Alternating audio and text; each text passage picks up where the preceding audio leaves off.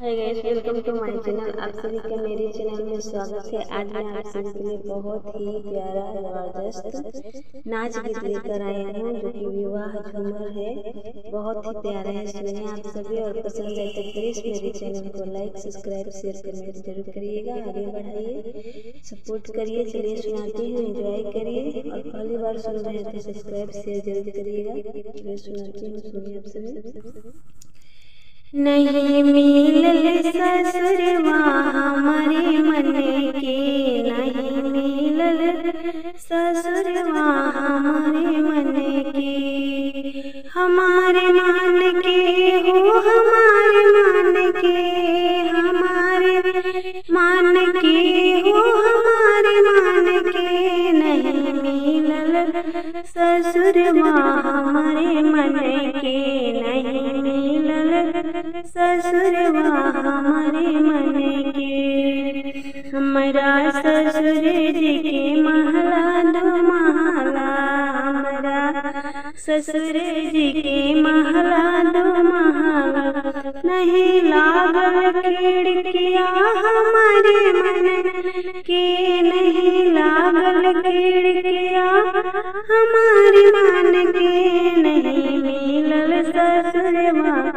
हमारे मन के, नहीं मिलल ससुरवा हमारे मन के, हमारे मन के हो, हमारे मन के, नहीं मिलल ससुरवा हमारे मन के। हमारा जेठ जी की तीन बहनिया, हमारा जेठ जी के तीन बहनिया, तीन बहनिया तीन बहनिया, नहीं बाड़ी ननदिया हमारे मन के, वो नहीं बाड़ी ननदिया हमारे मन के, नहीं मिलल ससुरवा हमारे मन के, नहीं मिलल ससुरवा हमारे मन के, हमारे मन के हो, हमारे मन के,